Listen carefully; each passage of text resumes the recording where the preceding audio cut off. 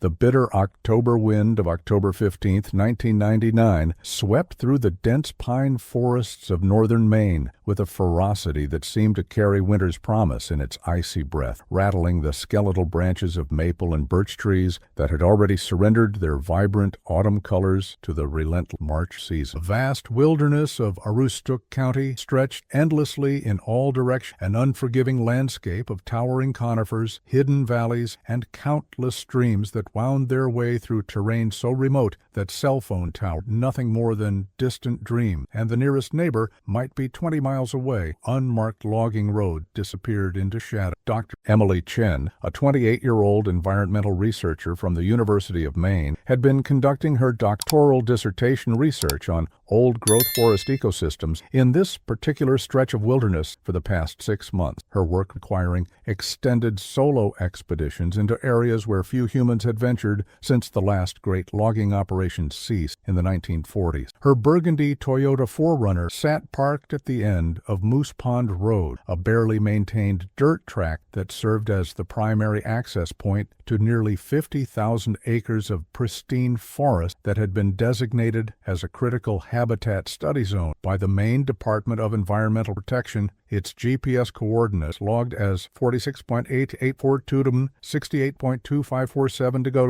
according to her research documentation. The vehicle's emergency beacon had transmitted its last signal at exactly 3:47 p.m. on that Friday afternoon, indicating that Dr. Chen had activated her standard check-in protocol before venturing into the forest with her backpack full of soil sampling equipment, digital cameras, and the satellite phone supposed to ensure her safety in this remote wilderness where help might be hours, even days away. Her research partner, graduate student Marcus Webb, had been expecting her return to their base camp ashed by 6 Scouts p.m. that evening, but when darkness fell across the forest like a heavy blanket and Emily's scheduled radio contact never came, he began the first of many increasingly frantic attempts to reach through every available communication. The last entry in her field journal, discovered weeks later in her abandoned vehicle, was written in her characteristic precise handwriting and simply stated, "Unusual logging activity observed in Section 7 Delta, coordinates 46.9156 Ga Man, 68 3 12 Wajaw, investigating further despite posted no trespassing signs, appears to be illegal clear-cutting operation." Dr. Chen's disappearance represented far more than the loss of a promising young scientist. It marked the beginning of a complex criminal investigation that would expose decades of environmental crime, political corruption, and systematic violence perpetrated by an organization that had transformed Maine's pristine wilderness into their personal criminal empire while maintaining the facade of legitimate forestry operation. The Blackwater Timber Company, owned and operated by the seemingly respectable Donnelly family of Bangor, had been harvesting timber from protected state lands for more than 15 years through a sophisticated network of forged permits, corrupted inspections, and strategic bribe that reached into the highest levels of Maine's Department of Environmental Protection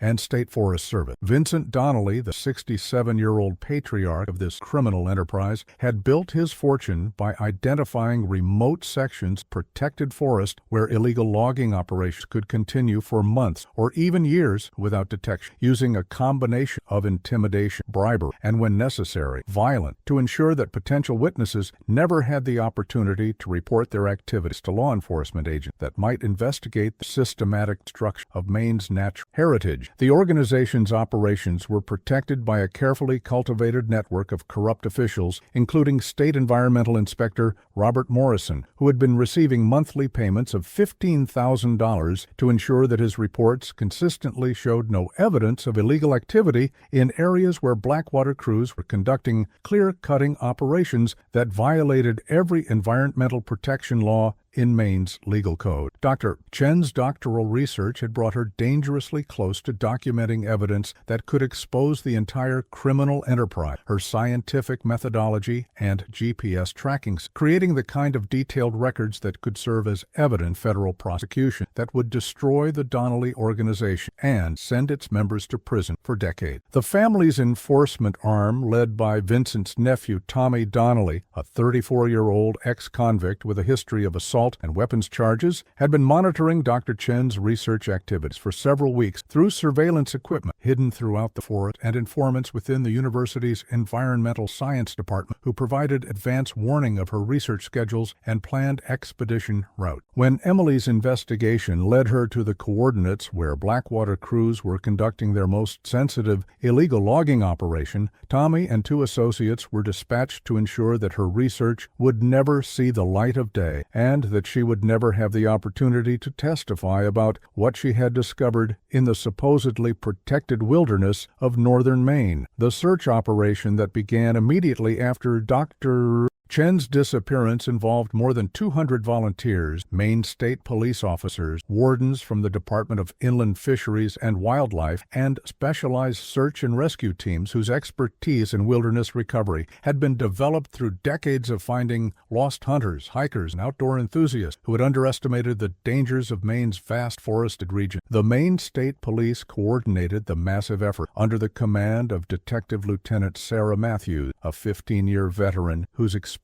in missing person cases had taught her to distinguish between accidental disappearances and those involving criminal activity, her instinct immediately alerting her to inconsistencies in the timeline and circumstance surrounding Dr. Chen's vanishing that suggested something far more sinister than a simple case of someone becoming lost in familiar territory where she had been working safely for months. The search teams employed helicopters equipped with thermal imaging cameras, ground-penetrating radar, and specially trained cadaver dogs whose acute senses could detect human remains even after weeks or months exposure to Maine's harsh environmental conditions. But despite covering more than 30,000 acres of dense forest, they found no trace of Dr. Chen beyond her abandoned vehicle and the few personal items that had been scattered in what appeared to be a deliberate pattern designed to suggest that she had simply wandered off into the wilderness and become lost. Dr. Chen's Toyota 4Runner had been discovered with its doors unlocked and keys missing, her expensive research equipment still secured in the rear cargo area, but her backpack, satellite phone, and GPS unit nowhere to be found, creating a scene that experienced investigators recognized as having been staged to support a specific narrative about her disappearance, rather than reflecting the actual circumstances of whatever had happened to her on that October afternoon. The vehicle's onboard navigation system revealed that she had driven to several locations that were not part of her documented research plan, including a remote area near the Canadian border where illegal logging activity had been reported by anonymous tips but never officially investigated. Environmental authority claimed they lacked the recent jurisdiction to sue allegation. Detective Matthews' analysis of tire tracks and footprints around the abandoned vehicle indicated that at least 3 other individuals had been present at the scene, their boot prints suggesting military or work-style footwear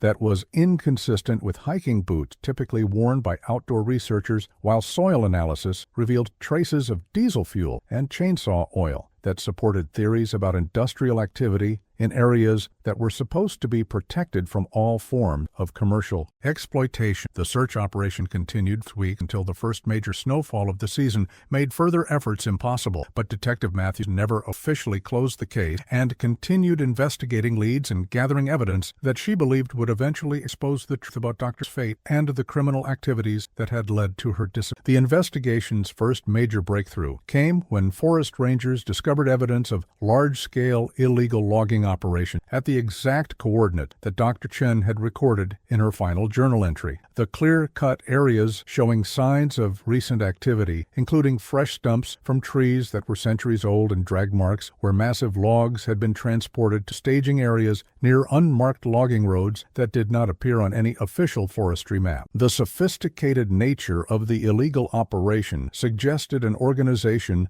with substantial resources and detailed knowledge of Maine's forestry regulations, their activities conducted with precision timing that avoided official inspection periods and utilized equipment to move evidence of their presence within hours, completing their work in any particular location. Detective Matthews documented the illegal logging sites using GPS coordinates and photographic evidence that clearly showed violations of state, federal environmental protection. But when she attempted to coordinate with state environmental authority to pursue criminal charges, she encountered bureaucratic resistance and jurisdictional disputes that seemed designed to prevent rather than facilitate investigation of what was obvious a major criminal enterprise. State Environmental Inspector Robert Morris, whose jurisdiction included the areas where illegal logging had been documented, claimed that his department had received no reports of criminal activity and suggested that the clear-cutting might be the result of natural or permitted salvage operations conducted under special license not available to law enforcement agents without proper authorization. Morrison's explanations were contradicted by forestry experts who examined the cut pattern and equipment mark, their analysis revealing that the trees had been felled using professional logging equipment and techniques that were inconsistent with storm damage or emergency salvage operation, while carbon dating of the stumps proved that the cutting had occurred within weeks of Dr. Chen's disappearance rather than months or years earlier, as Morrison had said. The detective's growing suspicion Morris deliberately obstructing her investigation led her to request assist federal agents' jurisdiction over environmental crime, but her inquiries were met with responses indicating federal authorities were already aware of suspected illegal logging activity in northern Maine and were conducting their own investigation that could not be compromised by local law. Detective Matthews' frustration with institutional resistance and jurisdictional complications was compounded by pressure from her superiors to focus on cases with better prospects for successful resolution, their concerns about resource allocation and departmental efficiency, reflecting the reality that missing person investigation in Maine's vast wilderness often consumed enormous amounts of time and money while producing few concrete results that satisfied public expectation for law enforcement effectiveness. Detectives' determination to continue investigating Chen's disappearance, despite official discouragement, established her as a symbol of persistence and dedication within the Maine State Police, but it also isolated her from colleagues who preferred to work on cases that offered clear paths to successful prosecution and career advancement rather than complex investigations that challenged powerful interests and threatened to expose uncomfortable truths about corruption and criminal activity in Maine's political and business establishment. Detective Lieutenant Sarah Matthews' investigation into Dr. Emily Chen's disappearance quickly evolved beyond a standard missing person case, as evidence accumulated suggesting that the young researcher had stumbled into a sophisticated criminal operation that had been exploiting Maine's natural resources for years while maintaining the appearance of legitimate business activities through carefully orchestrated corruption and intimidation campaigns. The detective's analysis of Dr. Chen's research methodology and documentation revealed a scientist whose attention to detail and systematic approach to data collection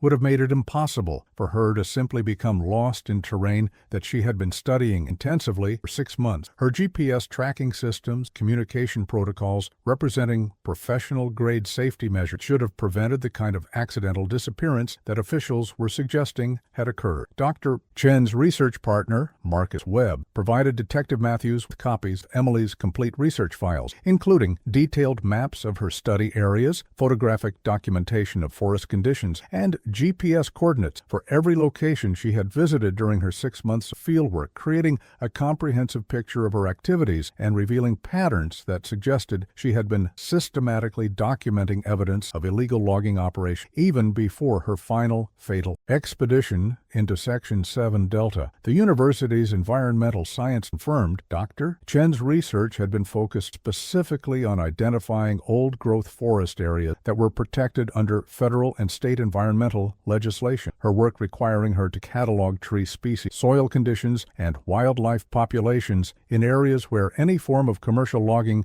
would constitute serious federal crimes punishable by substantial fines and prison sentences for individuals and organizations found guilty of environmental destruction. Marcus Webb's test revealed that Emily had been growing increasingly concerned about evidence of illegal logging activity that she had observed during her research, her field notes indicating that she had documented systematic clear-cutting in areas supposed to be completely protected from any form of commercialization under Maine's most stringent environmental statute. The graduate student's account of Emily's final week suggests she had been planning to compile her evidence into a formal report that would be submitted to federal environmental authority, her intention being to provide documentation that could support criminal civil penalty against individual or organization sponsored destroying tech that represented irreplaceable natural heritage generation. Detective Matthews' review of Emily's research files revealed sophisticated documentation, including GPS coordinate, photographic evidence, soil sample, and detailed measurements that would have provided irrefutable proof of illegal logging activity if her research had been completed and submitted to appropriate authority, making her disappearance extremely convenient for any criminal organization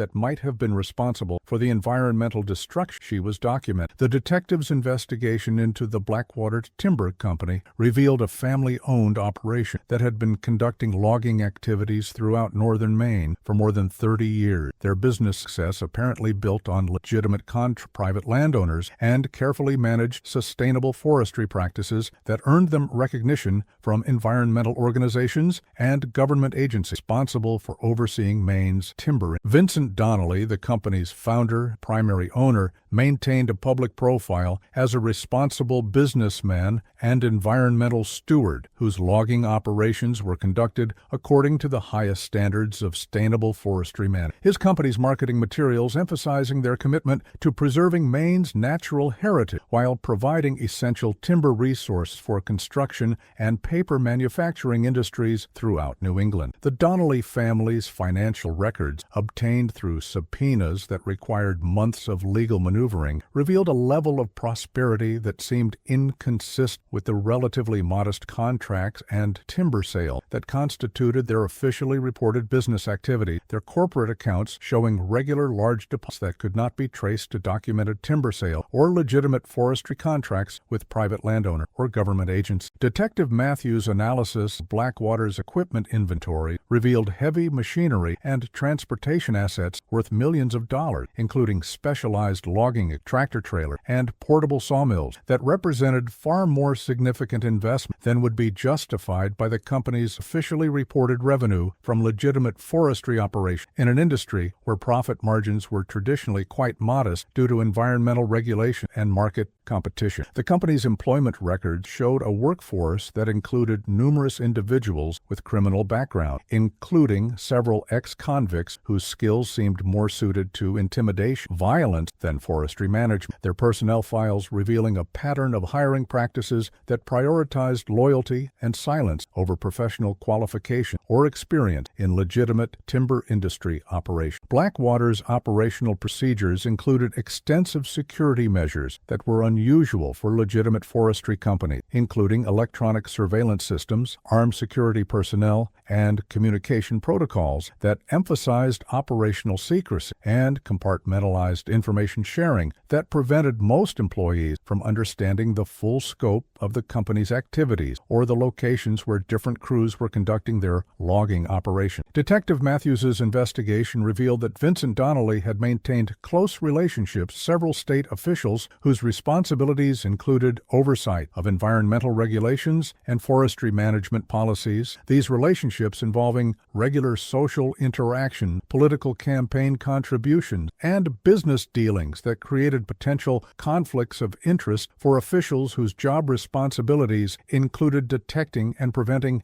exactly the kind of illegal logging activity that the detective at Blackwater might conduct forest area northern Maine. The detectives' efforts to investigate Blackwater Timber Company's activities were consistently hampered by jurisdictional complications and bureaucratic resistance that seemed designed to prevent rather than facilitate law enforcement access to information and evidence that might expose criminal activities or corruption within Maine's environmental regulatory system. State Environmental Inspector Robert Morris repeatedly claimed that his department's records contained no evidence of illegal logging activity in the areas where Dr. Chen had been conducting her research, his official reports consistently indicating that all forestry operations in those regions were being conducted under appropriate permits and in compliance with all applicable environmental regulations. Morrison's explanations were contradicted by photographic evidence, GPS data Detective Matthews had collected during her own investigation of the areas where Dr. Chen had been working. Her documentation clearly showing recent clear-cutting activities in locations designated protected habitat under both state and federal environmental legislation. The inspector's refusal to acknowledge obvious evidence of illegal activity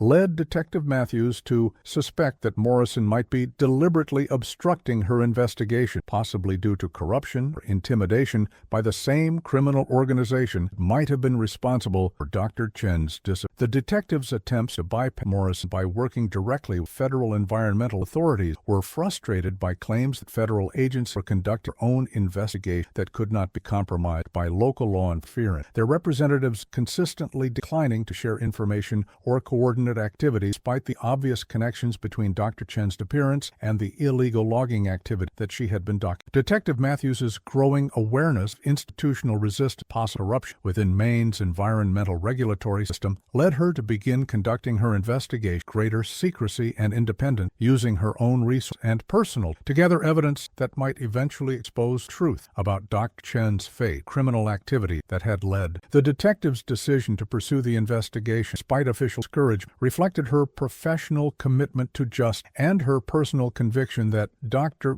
Chen's disappearance represented something far more serious than a simple missing person case. Her determination to uncover the truth, establishing her as a symbol of integrity and persistence within a law enforcement system that seemed increasingly unwilling to challenge powerful interests or pursue investigations that might expose uncomfortable truths about corruption and criminal activity in Maine's political and business establishment. The investigation's complexity increased dramatically when Detective Matthews discovered that several other environmental researchers and activists had disappeared or died under suspicious circumstances in northern Maine over the previous decade, their cases either remaining unsolved or being attributed to accidents and natural causes despite evidence suggesting criminal activity. Dr. William Foster, a Forest College from the University of Vermont, had died in a suspicious car accident in 1995 after publishing research documenting illegal logging activities on state-protected land, his death occurring just weeks before he was scheduled to testify before a congressional committee investigating environmental crimes in northern New England. Environmental activist Tricia Reynolds had disappeared while investigating illegal dumping activities in 1997. Her body eventually found in a remote area with injuries that were inconsistent with the accidental death ruling issued by local authorities, claimed she had fallen while hiking alone in rain. The pattern of disappearances and death suggested a systematic campaign to eliminate individuals who posed threats to illegal activities being conducted in Maine's wilderness area. Their cases sharing common elements including isolation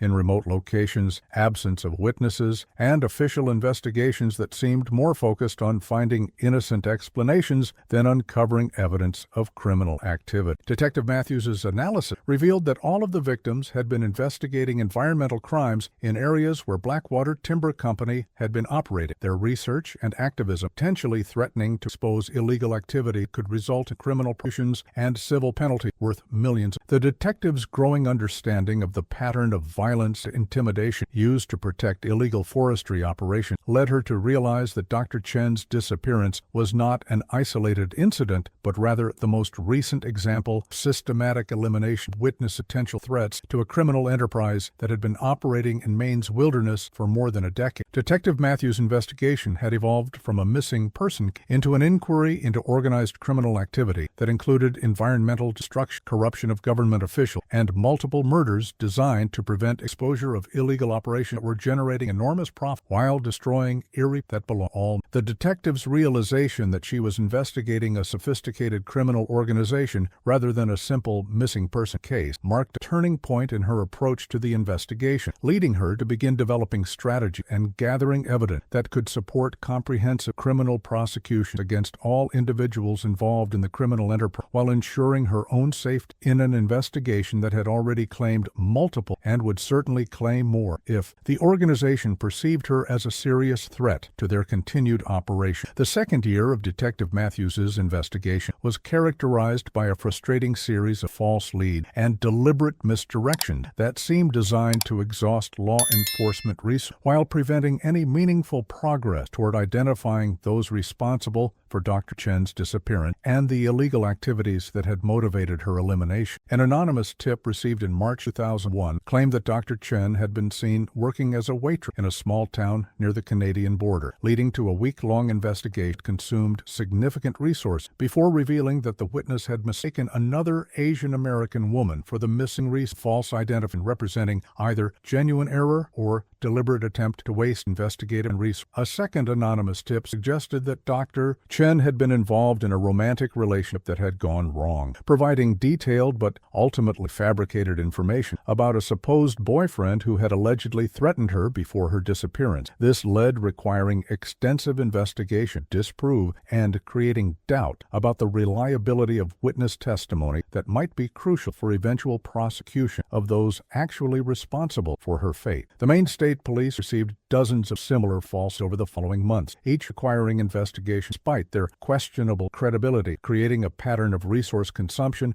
that seemed designed to overwhelm the investigative process while preventing focused attention on the evidence pointing toward organized criminal activity and environmental crime. Detective Matthews began to suspect that the false leads were being deliberately generated by individuals with detailed knowledge of law enforcement procedures and investigative priority, their sophistication suggesting coordination by people familiar with police methods and capable of creating convincing but ultimately worthless information that would consume time and resources while protecting the actual perpetrators. The detective's analysis of the false lead pattern revealed that many of the tips directed attention away from the areas where Dr. Chen had been conducting her research and toward locations where no illegal logging activity had been documented, suggesting that whoever was generating the false information possessed detailed knowledge of the investigation's actual focus and was attempting to redirect attention toward areas where no evidence of criminal activity would be found. Detective Matthews' growing frustration false lead phenomenon led her to begin investigating the sources of anonymous tips more carefully, using techniques designed to identify patterns in timing, content, and delivery methods that might reveal whether false information is being coordinated by individual connected criminal organizations she suspected responsible. The detective's effort to trace the source of false leads were hampered by the sophisticated methods used to deliver anonymous information, including prepaid phone, public computers, and mail service that made identification of specific individuals extremely difficult, while allowing the false information campaign to continue without risk of exposure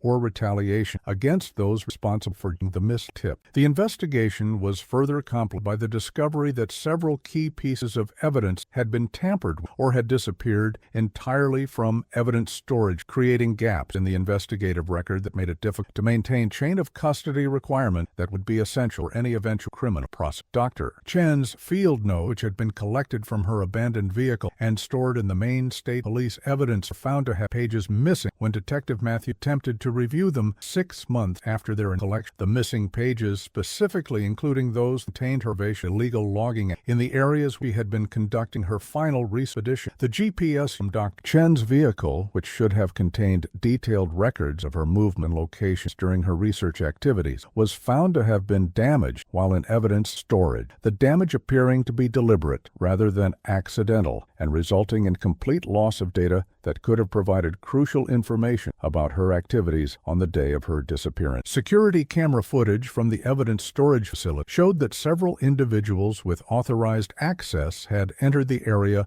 where Dr. Chen's evidence was stored, but the video quality was insufficient to identify specific individuals, and the facility's access log had been damaged by what officials claimed was a computer malfunction that occurred shortly after the evidence tampering was discovered. Detective Matthews's investigation into the evidence tampering revealed a pattern of similar incidents affecting other cases involving environmental crimes and missing person in Maine, suggesting systematic interference law enforcement by individuals with access to police facilities and detailed knowledge of evidence storage procedures. The detectives' effort to identify those responsible for evidence tampering were frustrated by institutional resistance from supervisors who claimed that investigating fellow law enforcement officers would damage departmental morale and their reluctance to pursue internal corruption investigation reflecting either genuine concern about institutional integrity or possible complicity in the cover-up activities that were protecting the criminal organization. Detective Matthews' realization that her investigations being sabotaged from within the law enforcement marked a significant escalation in the complexity and danger of her efforts to identify those responsible for Dr. Chen's disappearance. Her growing isolation within her own department, reflecting the challenge of investigating criminal activity that had apparently corrupted individuals and institutions that were supposed to support rather than hinder the pursuit of justice. The detective's determination to continue her investigation despite internal sabotage and institutional resistance established her as a symbol of integrity and persistence, but it also placed her in personal danger as she pursued evidence that could expose corruption and criminal activity reaching into the highest levels of Maine's law enforcement and political establishment. Detective Matthews' investigation took on new urgency when she discovered that Blackwater Timber Company had significantly expanded their operation during the 2 years following Dr. Chen's appearance. Equipment inventory substantial, despite the absence of any corresponding increase in documented contracts or legitimate business activities, just expansion. The company's financial records, obtained through court orders that required extensive legal maneuvering, revealed cash flow patterns that were inconsistent with legitimate forestry operations, including regular large deposits from untraceable sources and equipment purchase that exceeded what would be reasonable for their officially reported business activity. Vincent Donnelly had used the profits from his expanded operation to purchase additional forest properties throughout northern Maine, many of these acquisitions occurring through private sales that avoided public scrutiny and environmental review process that might have revealed the intended use of the land for illegal logging activity. The Donnelly organization's expansion had been accompanied by increased security measures and personnel change that suggested growing sophistication in their criminal operations, including the hiring of additional individuals with backgrounds in military or law enforcement who possessed skills in surveillance, intimidation, and violence that were unnecessary. Legitimate forest. Detective Matthews' surveillance of Blackwater facility revealed patterns of activity that were inconsistent with normal business operations, including night shift that seemed designed to avoid observation and equipment movements that suggested work being conducted in remote areas where official oversight was unlikely. The detective's investigation also revealed that several environmental activists and researchers had quietly discontinued their work in northern Maine during the 2 years following Dr. Chen's disappearance. Their decisions to avoid the area apparently motivated concerns of personal safety rather than changes in their research interests or career priority. The pattern of expanding criminal operations and increasing intimidation suggested that Dr. Chen's elimination had been successful in protecting the illegal logging activities and had encouraged the criminal organization to become more aggressive in their exploitation of protected forest areas, while expanding their use of violence and intimidation to prevent future interference thereof. Detective Matthews' growing understanding of the criminal organization expansion and increased violence led her to realize that her investigation had become increasingly dangerous and that continued pursuit of the case would require federal support and protection that exceeded what was available through normal Maine state channel resources. The investigation's third year brought Detective Matthews contact federal agents that had been conducting their own investigation into environmental crimes in northern Maine, their interest in the case reflecting concerns about systematic structure, protected forest areas, and corrupt state regulatory agents that had enabled illegal activity to continue for years without meaningful interference. FBI Special Agent Michael Torres had been assigned to coordinate federal investigation into organized environmental crime in the Northeast. His experience with similar cases in other states providing perspective on the scope and sophistication of criminal organizations specialized exploiting natural resources while corrupting regulatory systems and eliminating witnesses who pose threats to their own. Agent Torres' review of detective investigation revealed evidence patterns that were consistent with organized criminal activity involving multiple individuals and sophisticated planning. The federal agent's analysis affirming the suspicion Chen's disappearance is connected to criminal enterprise rather than random violent accidental death. The federal investigation had identified Blackwater Timber Company as a subject of interest based on intelligence gathered through financial analysis, environmental monitoring, and informant reports that suggested systematic illegal logging activities throughout protected forest areas in northern Maine. Their operation apparently protected by corruption within state regulatory agents and intimidation of potential witnesses who might expose their activity. Agent Torres's coordination with Detective Matthews represented the first significant support that the detective had received from other law enforcement agencies, the federal agent's resources, and legal authority, providing new possibilities suing evidence developed against the criminal organization while witness investigation. The federal investigation had revealed that the criminal organization's activities extended beyond illegal logging to include money laundering, tax evasion,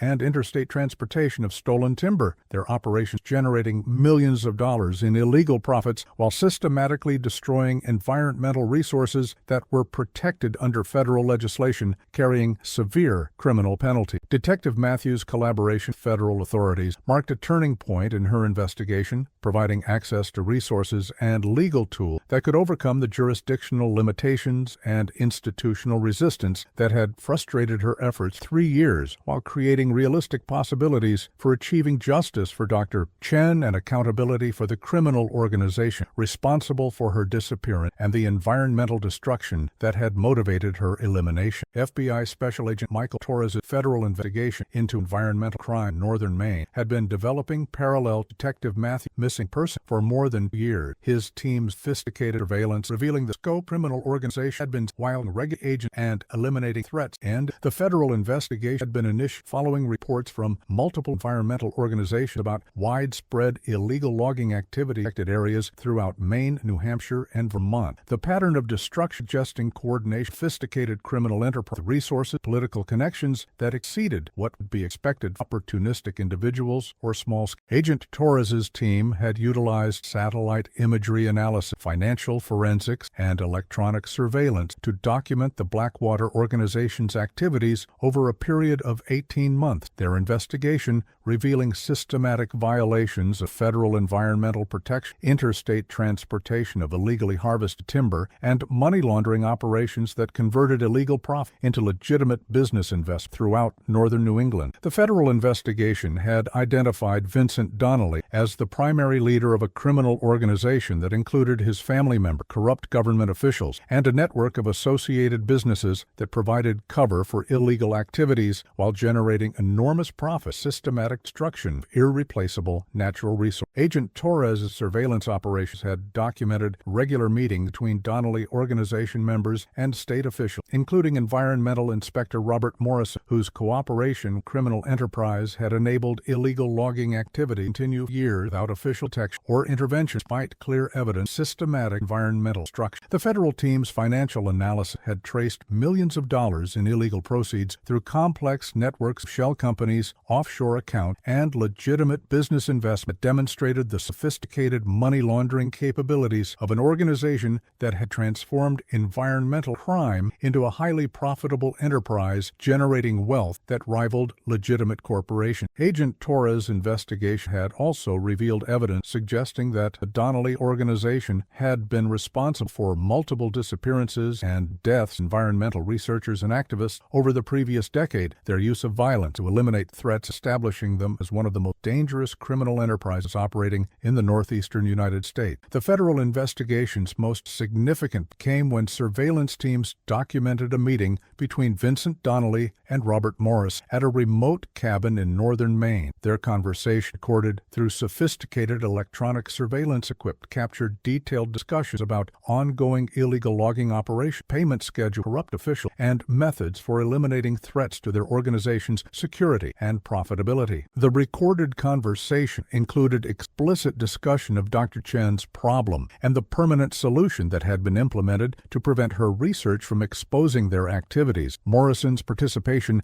in planning her elimination, establishing his role as an active participant in conspiracy to commit murder rather than simply a corrupt official accepting bribes for regulatory favor. Vincent Donnelly's recorded comments revealed that Dr. Chen's disappearance had been carefully planned and executed by his nephew Tommy Donnelly and associates who specialized in making problems disappear permanently, without leaving evidence that could be traced back to the organization. Their methods apparently refined years of experience eliminating threats to illegal operations throughout Maine. The surveillance recordings also captured discussions about the location where Dr. Chen's remains had been disposed of. Morrison's knowledge of the disposal indicating his direct involvement in cover-up activity that had prevented discovery of evidence that could have led to criminal prosecution years earlier. Agent Torres's analysis of the recorded conversations revealed that the criminal organization maintained detailed records of their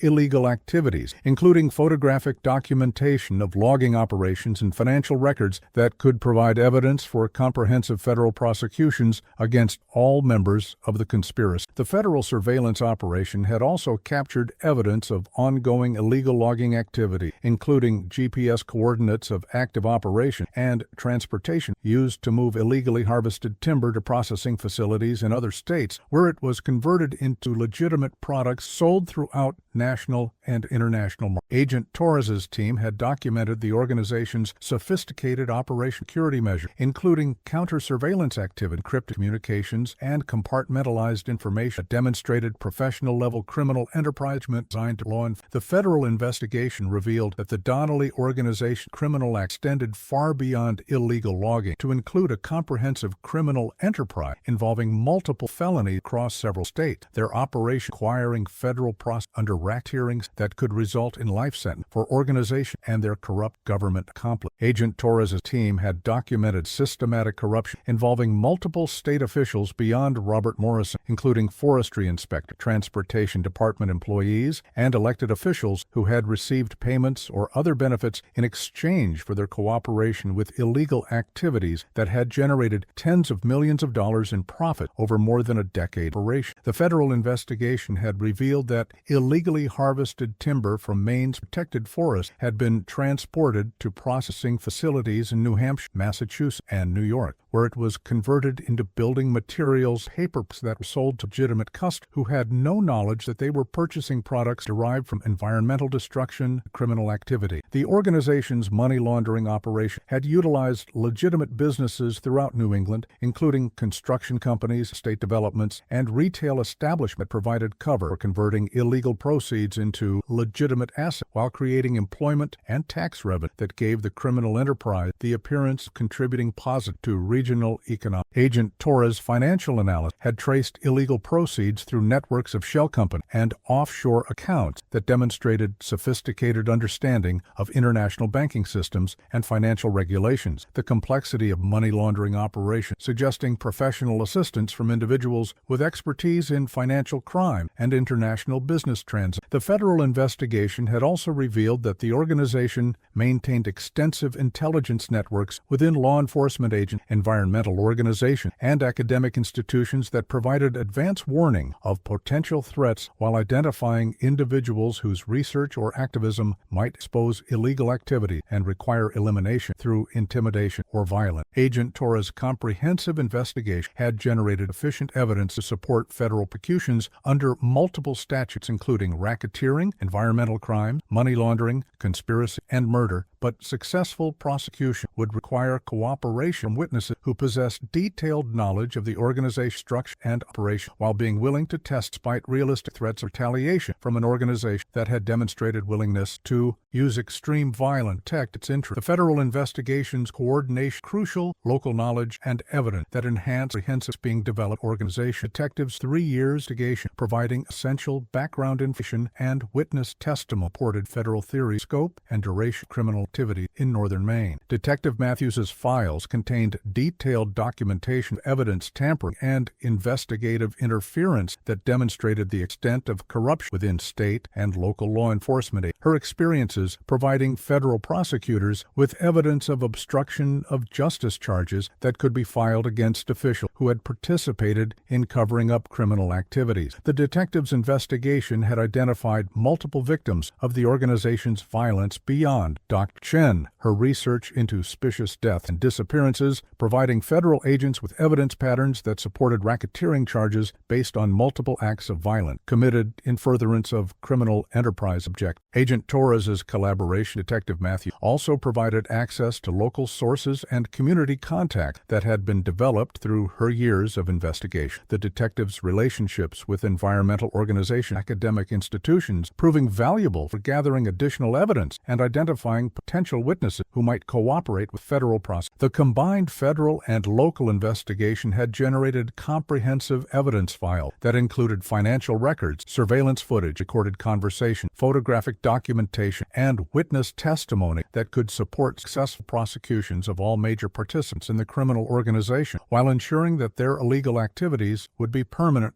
Detective Matthews' participation in the federal investigation provided her with access to resource and legal protection that had been unavailable during her isolated investigation. The federal team's capabilities enabling more sophisticated surveillance and evidence gathering while providing security measures that protected investigators from retaliation by an organization that had already demonstrated willingness to eliminate threats through violence. The collaboration between federal and local investigators established a model for comprehensive law enforcement response to sophisticated criminal organizations that operated across jurisdictional boundaries while corrupting local institutions and eliminating witnesses. Their successful coordination demonstrating that organized criminal enterprise could be defeated, sustained investigation and prosecution efforts that combined local knowledge, federal resources, and legal authority. The investigation's decisive breakthrough came on November 15, 2003, when Tommy Donnelly was arrested by New Hampshire State Police following a high-speed chase that began when he was observed meeting with known drug dealers in a Manchester parking lot. Ended when his vehicle crashed through a guardrail on Inter 3, leaving him unconscious, severe injuries, and his passenger dead from the impact that crushed the front portion of the stolen pickup. The vehicle search revealed 50 kilograms of cocaine hidden in specially constructed compartments beneath the truck bed, along with $75,000 in cash. Detailed maps of drug distribution routes throughout New England, and most significantly for the Chen a GPS unit containing coordinates from multiple locations in northern Maine, including the exact area where Dr. Chen had been conducting final research expedition before her disappearance 4 years earlier. Tommy's hospitalization provided Agent Torres with the opportunity to conduct extensive surveillance of his hospital room, where family members and associates who visited engaged in conversations that were recorded through sophisticated electronic surveillance equipment that captured detailed discussions about ongoing criminal activities, future plans for illegal operations, and concerns about law enforcement investigations that might threaten the organization's security and continued profitability. The recorded hospital conversations revealed that Tommy had been directly responsible for Dr. Chen's elimination and disposal, his drug-induced rambling providing federal investigators with specific details about her murder that had never been released to the public and could only have been known by someone who participated in or witnessed the actual killing and disposal of her remains. Vincent Donnelly's visit to his nephew's hospital bedside was captured on surveillance equipment, their conversation revealing the uncle's growing concern that Tommy's arrest and potential cooperation with law enforcement might expose the entire criminal organization federal prosecution. His discussions about cleaning up loose ends, indicating plans to eliminate evidence and witnesses that could connect the family to decades of criminal activity. The surveillance recordings also captured conversations between Tommy and his attorney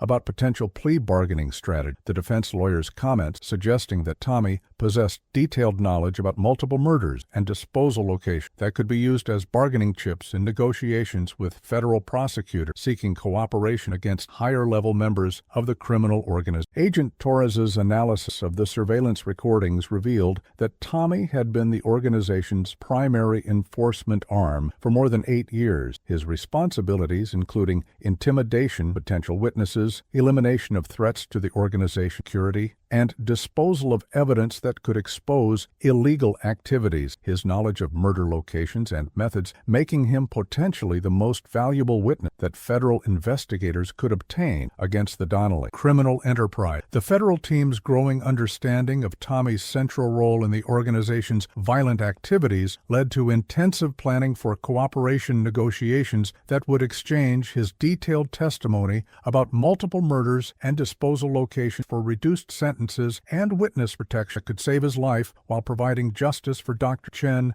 and other victims of the organization systematically. Tommy Donnelly's legal situation deteriorated rapidly when forensic analysis of evidence from his crashed vehicle revealed DNA evidence linking him to multiple unsolved murders throughout New England, including trace evidence that connected him to Dr. Chen's abandoned Toyota 4Runner and personal items that had been found scattered near her vehicle 4 years earlier. The drug trafficking charges arising from his arrest carried potential life sentences under federal mandatory minimum statute, while the murder evidence provided additional leverage for negotiating cooperation that could result in death penalty prosecutions if Tommy chose to maintain silence about his knowledge of the criminal organization activity. FBI forensic experts discovered that the GPS unit of Tommy's vehicle contained detailed records of movements over the previous years, including multiple visits to remote locations in northern Maine. Ground-penetrating radar later revealed burials containing human remains, and evidence of illegal logging had been conducted without environmental permits or regulatory oversight. The GPS data also revealed that Tommy had made regular visits to the hunting cabin owned by his uncle Vincent, a remote property in Aroostook County that had never been mentioned in previous investigations, but appeared to serve as central staging area for the organization's most sensitive criminal activities, including victim disposal and evidence destruction. Agent Torres's analysis of GPS record revealed patterns of movement that correlated with known disappearances and suspicious death throughout northern Maine. Tommy's presence at specific locations during time frame that matched missing person reports, providing circumstantial evidence that could support murder charges even without recovered remains or direct witness testimony. The federal investigation's focus shifted to the hunting cabin property, where surveillance teams established observation posts that documented ongoing activity, suggesting the location was still being used for criminal purposes despite Tommy's arrest and hospitalization. Security camera footage revealing vehicle and personnel movement that indicated the organization was attempting to destroy evidence and eliminate traces of their activity before law enforcement could obtain search warrant. Tommy's deteriorating medical condition following his injury created time pressure for federal negotiation, his attorneys expressing concern that their client might not survive long enough to provide testimony in exchange for operation agreement. The possibility of losing their primary potential witness, adding urgency to prosecution planning and evidence gathering that needed to be completed before Tommy's knowledge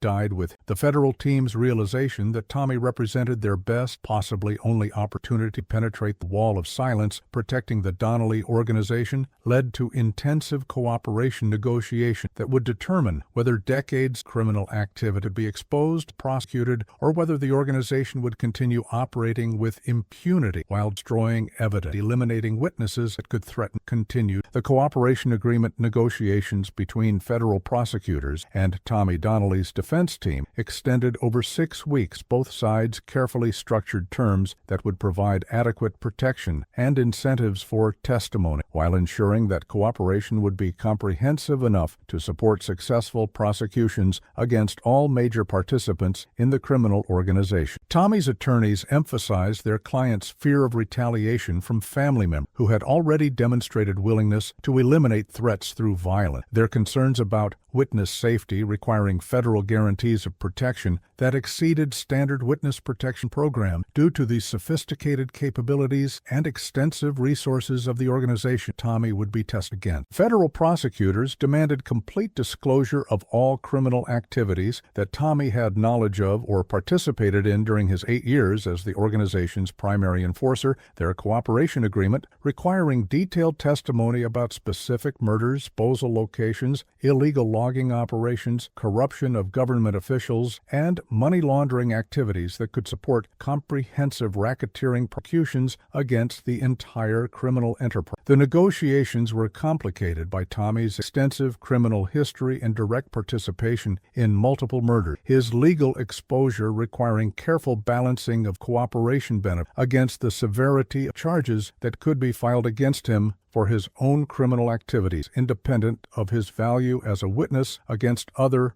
organization members. Agent Torres's participation in the cooperation negotiations provided federal prosecutors with detailed knowledge of the evidence that could be developed through Tommy's testimony. The agent's comprehensive investigation files enabling realistic assessment of what information Tommy could provide and how that testimony could be corroborated through independent evidence gathering and additional witness cooperation. The federal team's analysis of Tommy's potential testimony revealed that he possessed knowledge about at least 12 murders committed by the organization over the previous decade, including specific details about victim identification, murder and disposal loans that could enable recovery of remains, provide closure for families who had been searching for missing loved ones for years without answer. Tommy's knowledge of the organization's financial operation corruption networks could also provide evidence for prosecutions of corrupt government officials whose cooperation had enabled illegal activities to continue for years without detection or interference from regulatory agencies responsible for protecting environmental resources and public safety. The cooperation agreement finally emerged from the negotiations, represented one of the most comprehensive witness cooperation arrangements in federal law enforcement history, providing Tommy with protection and reduced sentences in exchange for testimony that would expose decades of criminal activity while enabling prosecution of a sophisticated criminal organization that had operated with virtual impunity throughout northern New England. Tommy Donnelly's first debriefing session with federal agents took place in a secure medical facility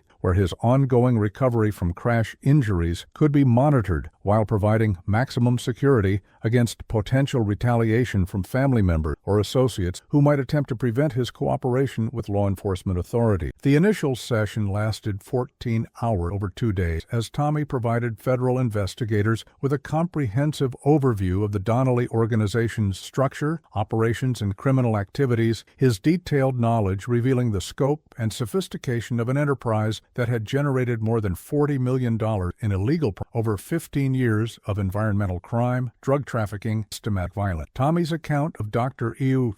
Chen's murder provided federal investigators specific details that had never been revealed publicly. His description of the planning, execution, cover-up activity, confirming theories that Detective Matthews and Agent Torres had developed through 4 years of investigation while providing new information. Disposal burial could enable recovery of her. The witness revealed Dr. Chen had been abducted from her research by Tommy and 2 associates who had been monitoring her activities for several weeks, their surveillance indicating that her documentation of illegal logging activity posed an existential threat to organization and required immediate elimination before she could report her finding to environment. Tommy's detailed account of the murder revealed that Dr. Chen had been transported to the family's hunting cabin, where she was interrogated about whether she had shared her research findings with other individuals who might continue her investigation. The questioning conducted through torture methods designed to ensure complete disclosure while maximizing suffer punishment for threatening the organization's security. The witness described how Dr. Chen had maintained her innocence about intentionally investigating illegal activity, insisting that her research was focused solely on forest ecology and that she had no intention of reporting suspected criminal activity to law enforcement or environmental authorities. Her protests ignored by captors who viewed her elimination as necessary regardless of her intention or knowledge. Tommy's testimony revealed that Dr. Chen had been killed through slow strangulation designed to maximize suffering while ensuring that she understood the consequences of threatening the organization's interest, her death serving as both elimination of a specific threat and warning to potential future witnesses who might consider investigating or reporting illegal activities in areas controlled by the Donnelly criminal enterprise. The witnesses' detailed knowledge of disposal methods and burial location provided federal investigators with information that could enable recovery of Dr. Chen's remains, along with those of at least 11 other victims whose disappearances had been attributed to acts or voluntary relocations rather than the systematic murders that had actually claimed. Tommy Donnelly's comprehensive confession unfolded over 3 weeks of intensive debriefings that revealed the inner workings of a criminal organization whose sophistication and violence exceeded validated federal investigators' initial assessment. His detailed testimony providing unprecedented insight into how environmental crime had been used as foundation for broader criminal enterprise involving drug trafficking, money laundering, political corruption, and systematic elimination of witnesses and competitors who posed threats to illegal operation. The witness account of organizational structure revealed Vincent Donnelly, absolute leader, whose authority was enforced through combination of family loyalty, financial incentives, and fear of violent retribution against anyone who challenged his decisions or threatened the security of operation that had made the family wealthy beyond their legitimate means. Tommy described his own role as primary enforcer responsible for intimidation, violence, and elimination of his duties, including surveillance of potential witnesses, planning and execution of murders, and disposal of evidence that could connect the organization criminal activities throughout northern New England over more than 15 years of operation. The confession revealed that illegal logging activities had served as both primary source of revenue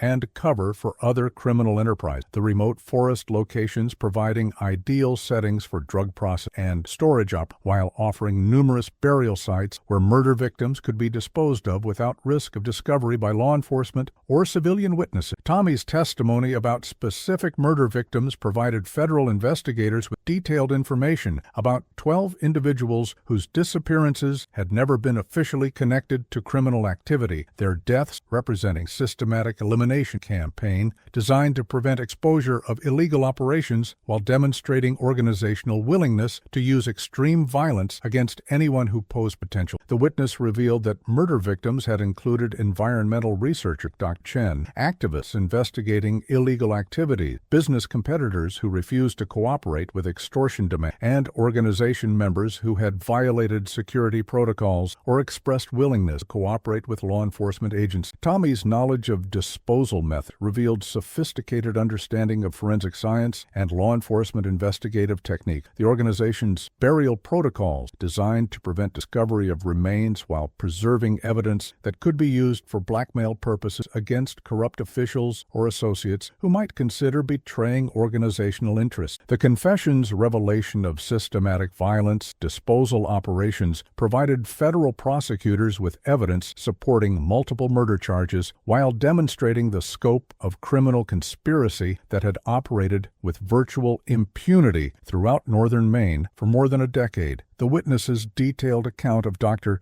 Emily Chen's murder began with surveillance operations that had monitored her research activities for 6 weeks before her elimination. Tommy's testimony revealing that the organization had identified her as potential threat when informants within the university's environmental science department reported that her research was documenting evidence of illegal logging in protected forest areas. Tommy described how the decision to eliminate Dr. Chen had been made during family meeting at Vincent's hunting cabin, discussion focusing on whether her research could be stopped through intimidation or required permanent elimination to prevent exposure of illegal activities that generated millions of dollars in annual profitization. The witness revealed that Dr. Chen's research methodology and systematic documentation had been identified as particularly dangerous because her GPS tracking and photographic evidence could provide irrefutable proof of illegal logging activity that would support federal prosecutions and civil penalties worth tens of millions of dollars. Tommy's account of the abduction revealed that Dr. Chen had been taken from her research site during daylight hours when she was working alone in remote area where screams and struggle would not be heard by potential witnesses. The timing and location carefully selected to minimize risk of intervention while ensuring that her disappearance would initially be attributed to accident or voluntary departure. The witness described transportation of Dr. Chen to the hunting cabin where she was held for approximately 18 hours while being interrogated about her research find, her knowledge of organizational activities, and whether she had shared information with other individuals who might continue investigating illegal operations for her elimination. Tommy's test, Chen had been tortured using methods designed to ensure truthful responses while maximizing psychological trauma. The interrogation conducted by associates with experience in extracting information from uncooperative subjects who required persuasion to provide complete disclosure about potential damage. The witness's detailed account of Dr. Chen's final hours revealed that she had maintained her innocence about intentionally investigating criminal activities while pleading for release and promising never to report anything she had observed during her research. Her desperate attempts to negotiate survival, ignored by captors who had already decided that her elimination was necessary, regardless of her intentions or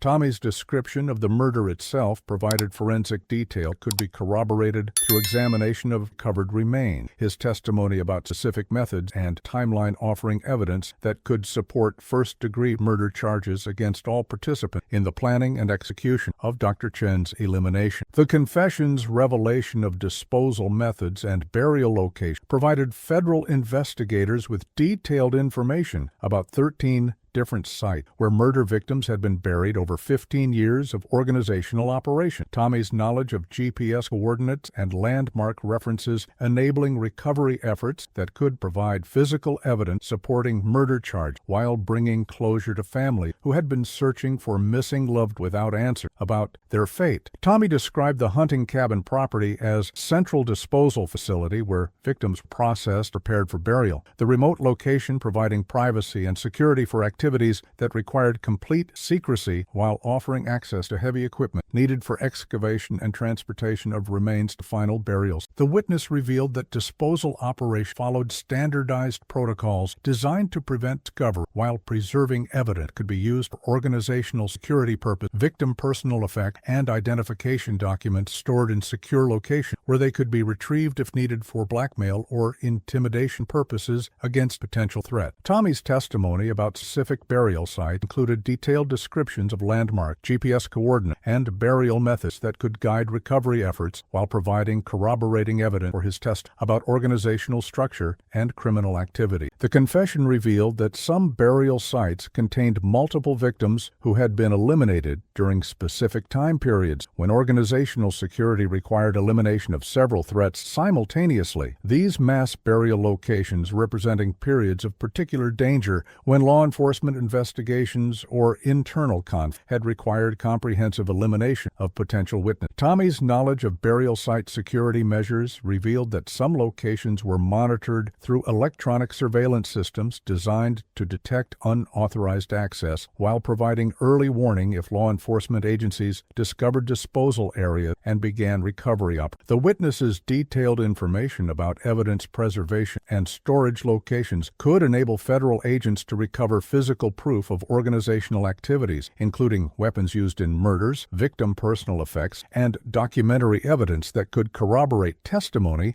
while supporting additional charges against organization members who had participated in criminal activity. Tommy's confession about disposal operation provided federal prosecutors with evidence supporting charges of conspiracy, murder, obstruction of justice, and tampering with evidence while demonstrating the systematic nature of violence used to protect illegal operations from exposure and prosecution. The witness's testimony about corruption of government officials revealed systematic bribery network that had protected illegal logging operations from regulatory oversight while providing advance warning of law enforcement investigation might threaten organization security profitability. Tommy's detailed knowledge of corruption payments included specific amount, delivery method, and services provided by corrupt officials whose cooperation had enabled illegal activities to continue for years without meaningful interference from agencies responsible for environmental protection and law. The confession revealed that Environmental Inspector Robert Morrison had received more than $300,000 in cash payments over 8 years in exchange for falsifying inspection reports, providing advance warning of regulatory visits, and actively participating in cover-up activity that concealed evidence of illegal logging operation. Federal and state authority. Tommy's testimony about Morrison's participation in murder planning and disposal activities elevated his charges from simple corruption to conspiracy and accessory to murder. The inspector's knowledge of victim burial locations and his assistance in covering up criminal activities demonstrating active participation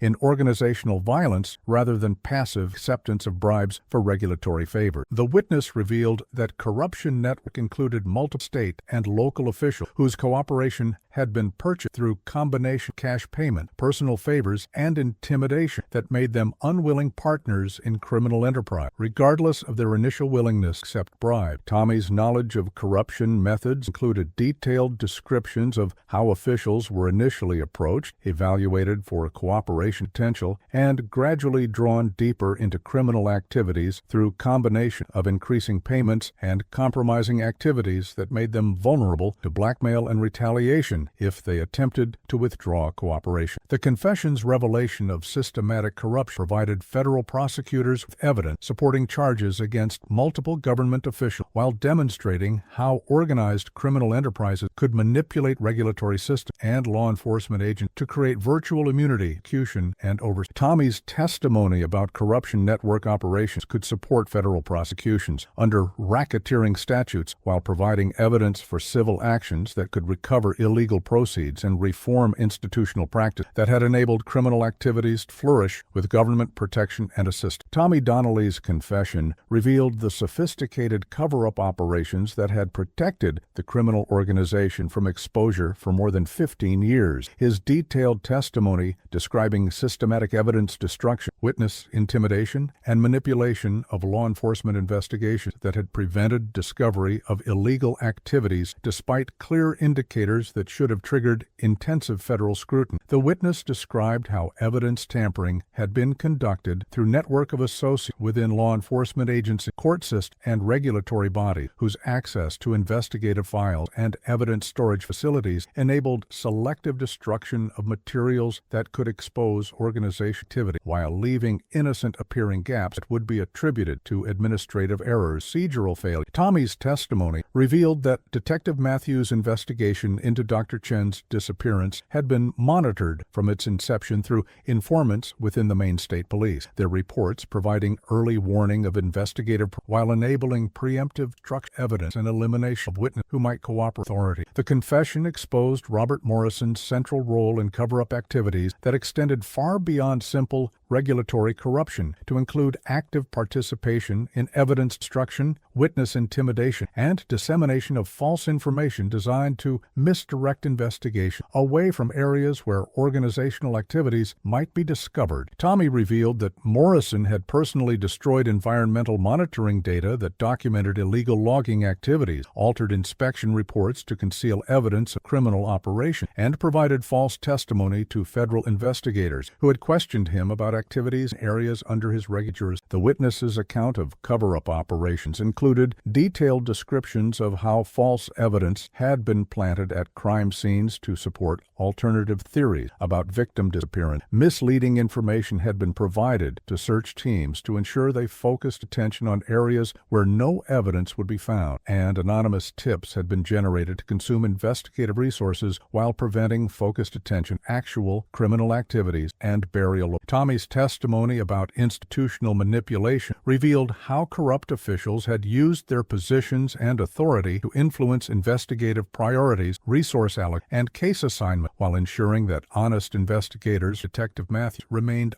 unsupported in their efforts to expose criminal activity threatened organizational security. The confession's revelation of systematic cover-up activities provided federal prosecutors with evidence supporting charges of obstruction of justice, conspiracy, and tampering with evidence, while demonstrating how organized criminal enterprise could manipulate entire systems of law enforcement regulatory oversight to maintain virtual immunity from prosecution despite engaging in criminal activities that generated massive profit while destroying environmental resources and eliminating human witnesses. The witnesses' detailed account of false evidence creation and crime scene manipulation revealed sophisticated understanding of forensic science and investigative procedures. Tommy's testimony describing how organizational associates had studied law enforcement methods to develop countermeasures that would confuse investigations while creating plausible alternative explanations for victim disappearances and criminal activity. Tommy revealed that false evidence operations had included planting victim personal effects in locations that supported theories about voluntary disappearance or accidental death, creating fake witness sightings that directed investigations away from areas where actual criminal activities had occurred, and generating false documentation that provided innocent explanation for suspicious financial transactions and equipment movement. The confession exposed systematic campaign designed to generate false leads and misleading information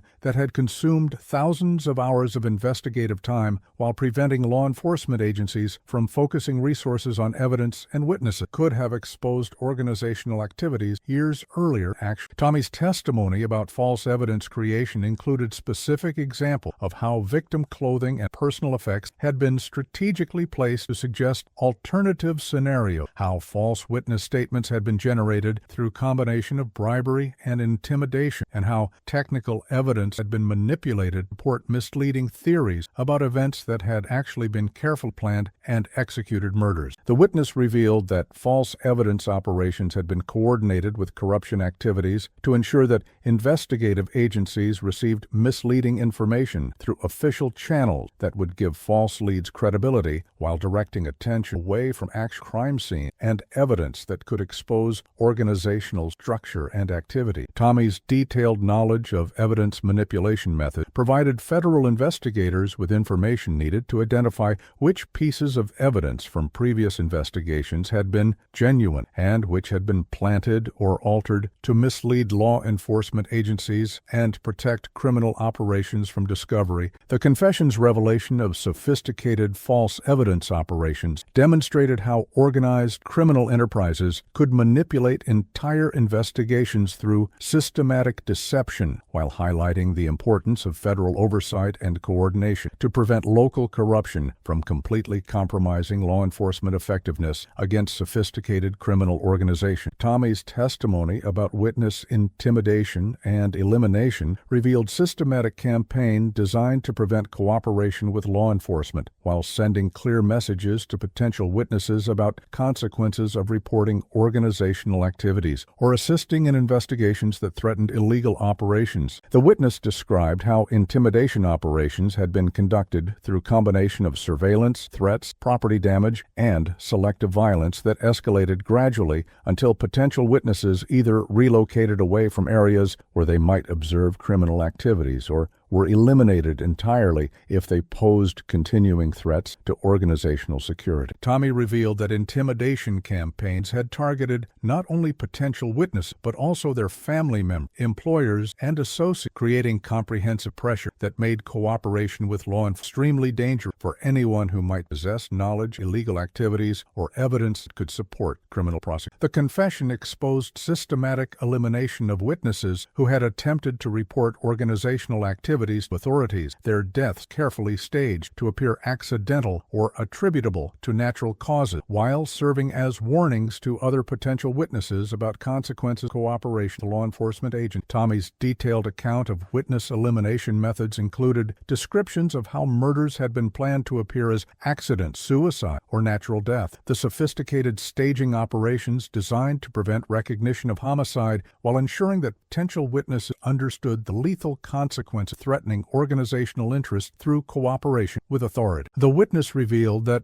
elimination operations had included environmental research, activists, business competitors, and organization members who had violated security protocols or expressed willingness to cooperate with law enforcement agencies, their deaths representing systematic campaign to maintain operational security, terror, and violence. Tommy's knowledge of witness intimidation and elimination provided federal prosecutors with evidence supporting multiple murder charges while demonstrating how organized criminal enterprises used systematic violence to maintain control over territory and prevent interference with illegal operations that generated enormous profits through environmental destruction and other criminal activity. The confession's revelation of comprehensive witness intimidation campaign provided insight into how sophisticated criminal organizations could operate with virtual impunity by creating an environment of fear that prevented reporting of illegal activities while eliminating threats. Systematic violence appeared random but was actually carefully planned and executed to protect organizational interests. The witness's testimony about money laundering operations revealed sophisticated financial network that had converted tens of millions of dollars in illegal proceeds into legitimate investments while creating paper trails that concealed the criminal sources of organizational wealth and provided cover for continued illegal activity. Tommy described how illegal logging proceeds had been processed through a network of shell companies, legitimate business, and offshore accounts that enabled conversion of criminal profit into real estate and equipment purchase and business acquisition that appeared to be funded through legitimate sources. The confession revealed that money laundering operations had utilized legitimate businesses throughout New England as fronts for criminal activity, their operations providing employment and tax revenue that gave organizational activities appearance of contributing positively to regional economic development while actually representing systematic conversion of criminal proceeds into legitimate assets. Tommy's detailed knowledge of financial operations included specific information about account numbers, transaction methods, and individuals responsible for managing money laundering activity. His testimony providing federal investigators with evidence needed to trace illegal proceeds and support asset forfeiture action that could recover millions of dollars in criminal. The witness revealed that money laundering network had included corrupt financial professionals whose expertise in banking regulations, international transactions, had enabled sophisticated conversion operations that exceeded capabilities typically associated with traditional organized crime families. Tommy's testimony about financial operations provided evidence supporting charges of money laundering, tax evasion, and conspiracy, while demonstrating how illegal logging and environmental crime could generate profits that rivaled those from drug trafficking and other traditional organized crime activities. The confession's revelation comprehensive money laundering operation provided federal prosecutors with evidence of civil asset forfeit action that could recover criminal proceeds while disrupting financial networks that had enabled continued illegal operations despite law and regulatory oversight. Tommy's detailed knowledge of financial operations could support prosecution of corrupt professionals who had facilitated money laundering while providing evidence for regulatory actions that could prevent similar criminal enterprises from utilizing legitimate financial institutions to convert illegal proceeds into legitimate assets that funded continued criminal activities and corruption of government officials. The coordinated federal operation to arrest members of the Donnelly criminal organization and recover evidence of their illegal activity began at dawn on January 23, 2004, with more than 150 FBI agents, federal marshals, Maine State Police Office, and environmental crime specialists positioned at strategic locations throughout northern Maine and New Hampshire to execute simultaneous search warrants and arrest orders that would prevent destruction of evidence while ensuring that organization members could not flee or eliminate who might cooperate federal process. Operation Timber, as the coordinated takedowns designated federal planner, represented the culmination of 5 years of intensive investigation and the largest environmental crime prosecution in New England history, with search warrants, seized financial record equipment, and physical evidence.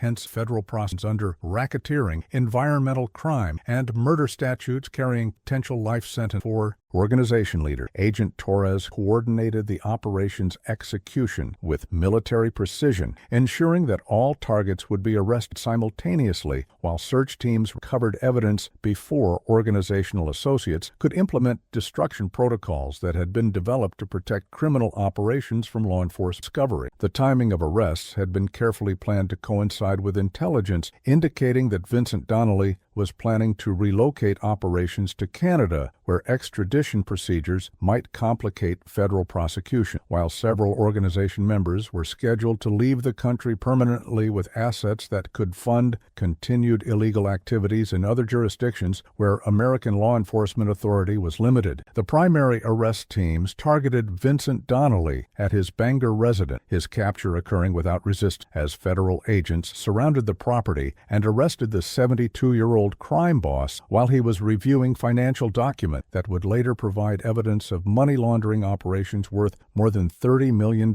over 15 years of illegal activities. Vincent's arrest followed within minutes by simultaneous captures of 18 other organizations at locations throughout Maine and New Hampshire, each operation conducted with tactical precision that prevented communication between targets while eliminating opportunities for evidence destruction or witness intimidation that had characterized previous law enforcement efforts against organized crime. Agent Robert Morrison was arrested at his home in Augusta while attempting to destroy documents that contained evidence of his participation in corruption and murder conspiracy, his efforts to eliminate incriminating materials interrupted by federal agents who recovered partially burned records that provided proof of his role in covering up environmental crimes and participating in violence against witnesses who threatened organization security. The search warrant execution at Vincent Donnelly's hunting cabin in Aroostook County represented the operation's most significant and emotionally challenging components. Federal agents and forensic specialists began the systematic excavation of burial sites that had been identified through Tommy Donnelly's detailed confession and corroborated by ground-penetrating radar surveys that revealed disturbed earth patterns consistent with clandestine graves. Detective Matthews accompanied the federal team to the cabin property, her presence at the excavation site representing the culmination of 5 years of persistent investigation that had finally achieved the breakthrough needed to expose the criminal organization and recover evidence that could provide justice for Dr. Chen and other victims of systematic violence. The hunting cabin itself served as central staging area, the organization's most sensitive criminal activity, its remote location providing private security operations that required complete secrecy while offering heavy equipment and transportation networks needed for victim disposal and evidence destruction. FBI forensic teams methodically processed the cabin interior and surrounding grounds using sophisticated techniques designed to recover trace evidence, DNA materials, and physical proof of criminal activity that had been conducted at the location over more than 15 years organizational operation. The excavation of burial sites began with areas identified through Tommy's confession as containing Dr. Chen's remains. Federal agents using archaeological techniques to preserve evidence while treating recovered remains with dignity and respect that had been denied to victims during their final hours of life. The first burial site yielded Dr. Chen's remains along with personal effects, confirmed her identity, provided physical evidence supporting Tommy's testimony about murder method and disposal call used by the organization to eliminate witnesses and hide evident crime. The recovery of Dr. Chen's remains included her research equipment and field notes that had been buried with her body. The documents evidence illegal logging activities she had been documenting when her research led to her elimination. Organization members viewed her work as existential threat to their continued. Federal forensic specialists carefully document buried and recovered remains using techniques designed to preserve evidence for criminal prosecution while ensuring that Dr. Chen's body could be returned to her family for proper burial after 5 years of uncertainty about her fate. The emotional impact of recovering Dr. Chen's remains was profound for all participants in the excavation, particularly Detective Matthews, whose years of investigation had been motivated by determination to find answers for the victim's family and achieve justice for a young scientist whose dedication to environmental protection had cost. The systematic excavation of additional burial sites revealed the scope of violence that had been used to protect the criminal organization from witnesses and competitors. Federal teams recovering remains of 12 other victims whose disappearances had been attributed to accident or voluntary relocations rather than the systematic murders that had actually claimed their lives. Each burial site processed with meticulous attention to preserving evidence while documenting the organization's disposal methods and protocols. The forensic analysis revealing sophisticated understanding of investigative techniques and deliberate effort to prevent discovery of remains while maintaining security burial. The recovered remains included environmental researchers, activists, business competitors, and organization members who had violated security protocol. Their deaths representing comprehensive elimination designed to maintain operational security through terror and violence that appeared random but was actually carefully planned and executed. Federal forensic specialists were able to identify most victim dental records, DNA analysis, and personal effects that had been preserved in burial sites, their identification providing closure for families who had been searching for missing loved ones for years without answers about their fate or circumstances of their disappearance. The burial site excavations also recovered weapons, tools, and other physical evidence that could be connected to specific murders while providing corroboration for Tommy Donnelly's testimony about organizational structure and criminal activities conducted over more than 15 years of operations. Dr. Chen's burial site contained additional evidence, including photographic film that had been preserved in waterproof containers, the images providing documentation of illegal logging activities that she had been investigating when her research led to her elimination by organization members who viewed her documentation as threat to their continued profitability. The recovery of multiple burial sites and victims provided federal prosecutors with evidence supporting numerous murder charges while demonstrating the systematic nature of violence used to protect illegal operations from exposure and prosecution by law enforcement. The excavation operation continued for 2 weeks as federal teams methodically processed all areas identified through Tommy's confession and ground-penetrating radar survey. Their comprehensive approach ensuring that all evidence would be recovered while providing complete documentation of the organization's disposal methods and burial protocols that had enabled them to eliminate witnesses and hide evidence of criminal activities for more than 15 years without discovery by law enforcement agencies. Search warrant executions, Blackwater Timber Company facilities, and associated properties throughout northern Maine revealed the scope and sophistication of illegal logging operations that had generated tens of millions of dollars in profits, systematically destroying protected environmental resources over more than 15 years of criminal activity. Federal agents seized extensive equipment inventories, including specialized logging machinery, transportation and processing equipment worth millions of dollars that had been purchased with illegal proceeds while being used to conduct criminal protected forest areas throughout northern New England. The company's financial record, recovered from multiple locations, including hidden safes, off-site storage, revealed detailed documentation of illegal activities, including GPS coordinates of logging site, transportation route for illegally harvested timber, and financial transactions demonstrated systematic conversion of criminal proceeds into legitimate business investments. Federal forensic accountants began the complex process of analyzing thousands of documents that detailed the organization's money laundering operation. Their preliminary analysis revealing that illegal logging proceeds had been processed through networks of shell companies and legitimate businesses that converted criminal profits into real estate investment, equipment purchase, and offshore accounts that concealed the illegal sources of organizational wealth. The seized records also contained evidence of systematic corruption, including payment schedule, government officials, documentation of favors provided by corrupt regulators, and correspondence that demonstrated how regulatory oversight had been purchased and manipulated to protect illegal operations from discovery and prosecution. Federal agents discovered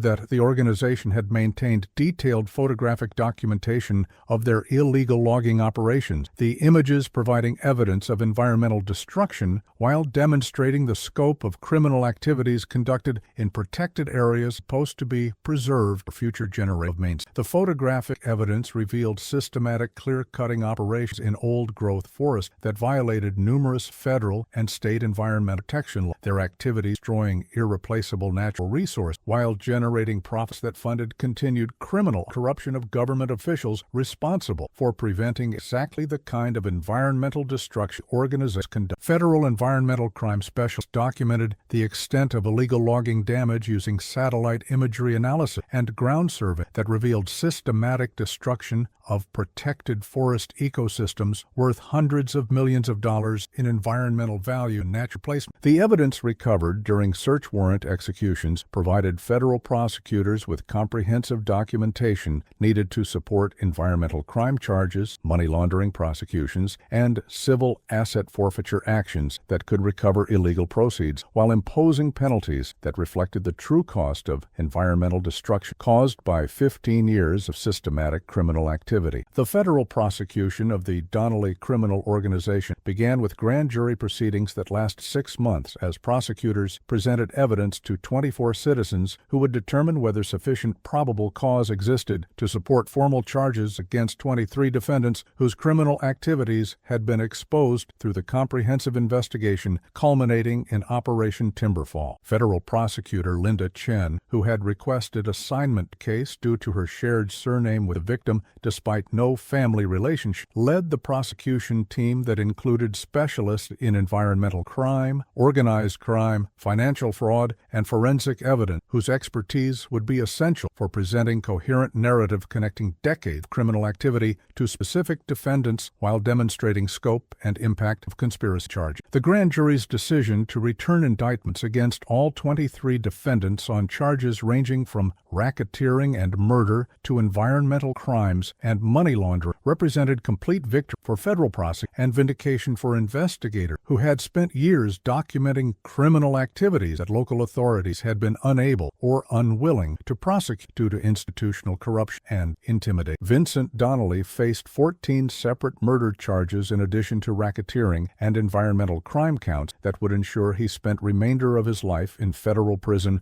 regardless of outcome on individual charges, while Tommy Donnelly received reduced charges under his cooperation agreement but still faced substantial prison time that reflected severity of his participation in organizational violence. Robert Morrison and 6 other corrupt government officials were indicted for conspiracy, bribery, and accessory to murder charges that demonstrated how public servants had betrayed their oaths while enabling criminal activities that destroyed environmental resources and eliminated witnesses who threatened illegal operations. The indictments created unprecedented media attention and public discussion about environmental crime and corruption in Maine government, the cases representing first comprehensive prosecution of organized environmental crime and demonstrating federal determination to hold accountable all individuals who had participated in systematic destruction of natural resources while corrupting democratic institutions designed to protect public interest. The trial preparation phase required extensive coordination between federal prosecutors, environmental experts, forensic specialists, and victim family members whose testimony would provide emotional context for criminal charges while demonstrating human organizational violence and environmental destruction that had been conducted for profit over more than 15 years. The trial of Vincent Donnelly and his primary associates began on September 15, 2004, in the federal courthouse in Portland, with U.S. District Judge Patricia Williams presiding over proceedings that would captivate Maine for 8 months while revealing full scope of environmental crime and systematic violence that had operated beneath the surface state's natural resource industry, like malignant cancer metastasized through legitimate business and government institutions. The prosecution's opening statement, delivered by Linda Chen, with passionate conviction, reflecting her understanding that this case represented fundamental tests of whether democratic institutions could overcome organized crime's influence when supported by adequate resources and political will, outlined conspiracy that had claimed 13 lives while generating $40 million in illegal profits through systematic destruction of protected environmental resources and corruption of government officials responsible for preventing exactly the kind of criminal activities that defendants had been conducting. Defense attorneys led by prominent Boston criminal lawyer Robert Blackstone, whose reputation for aggressive representation of organized crime figures had been established through decades of successful cases in federal courts throughout New England, immediately challenged government's case by arguing that their clients were legitimate businessmen who had been unfairly targeted by overzealous federal investigation that relied primarily on testimony of Tommy Donnelly, confessed murderer whose cooperation had been purchased through plea agreement, providing incentives to fabricate testimony against former associates. The defense strategy focused on attacking Tommy's credibility while suggesting that environmental violations were a result of regulatory confusion rather than deliberate criminal activity. Their arguments designed to create reasonable doubt about government's interpretation of evidence rather than providing alternative explanations for massive documentation and witness testimony connecting defendants to specific crime. Tommy Donnelly's testimony as government's primary witness consumed 6 days of proceedings that revealed inner workings of environmental crime organization with unprecedented detail and clarity. His words carrying weight of confession and first-hand knowledge about violent destruction that most people could never imagine experiencing in normal life. The witness's detailed account of Dr. Chen's murder provided her colleagues and friends answers they had sought for 5 years, while demonstrating to jury callous brutality, characterizing organization's approach to eliminating anyone who posed threats to their security or profitability. His description of her final hours serving as powerful reminder that defendants' crimes had destroyed innocent life and shattered dreams of young scientists dedicated to protecting natural resources for future generations. Tommy's testimony about other murders committed by organization established pattern of systematic violence, supporting racketeering charges while providing context for understanding how environmental crime had been protected through terrorism and elimination of witnesses who might expose illegal activities to authorities capable of stopping destruction and prosecuting those responsible. The prosecution's presentation of physical evidence recovered during Operation Timberfall provided corroboration for Tommy Donnelly's testimony while demonstrating scope and sophistication of criminal enterprise through financial records, photographic documentation, and forensic proof connecting specific defendants to illegal activities over more than 15 years of operations throughout northern Maine. Dr. Chen's research equipment and field notes recovered from her burial site and preserved through sophisticated forensic techniques provided tangible evidence of murder and conspiracy while demonstrating scientific value of work that had been permanently lost through her elimination by defendants who viewed knowledge and truth as threats to their illegal profitability. The presentation of photographs showing systematic clear-cutting in affected forest areas created dramatic courtroom moments as defendants were forced to confront visual evidence of environmental destruction that could not be explained away. Claims of regulatory fusion, legitimate business activities, images revealing scope of damage that would require century repair, demonstrating callous disregard for natural heritage that belonged to all Maine citizens. Financial records presented by forensic accountants demonstrated money laundering operations that had processed tens of millions of dollars in illegal proceeds while corrupting legitimate business and creating unfair competitive advantage, damaged honest entrepreneurs and workers unable to compete against enterprises operating without regard for environmental laws or regulations governing normal business activity. The recovered remains of 13 murder victims provided most powerful evidence of organizational violence, their identification through forensic analysis, enabling families to finally understand fate of missing loved ones while providing closure that had been denied for years through systematic cover-up activities to protect the criminal organization from discovery and prosecution. Detective Matthews' testimony about her 5-year investigation demonstrated personal cost of pursuing justice against powerful criminal enterprises while highlighting importance of federal intervention when local authorities lacked resources or faced institutional corruption that prevented effective investigation and prosecution of sophisticated criminal organizations. The detective's emotional account of institutional resistance and evidence tampering revealed how organized crime had corrupted law enforcement agencies while providing context for understanding why case had remained unsolved for so many years. Despite clear indicators of criminal activity and systematic violence, Agent Torres's testimony about federal investigation provided comprehensive overview of sophisticated surveillance and financial analysis technique that had been necessary to penetrate organizational security and develop evidence capable of supporting execution defendants who had operated with virtual impunity for more than 15 years. Corruption timid. The defense attorney's strategy focused primarily on challenging Tommy Donnelly's credibility through extensive cross-examination, highlighting drug addiction, criminal history, and cooperation agreement benefit. Their arguments designed to convince jurors witness testimony had been fabricated to satisfy federal process, seeking sensational conviction rather than providing truth account criminal activity. Robert Blackstone's aggressive cross-examination Tommy last 4 days as defense team attempted to identify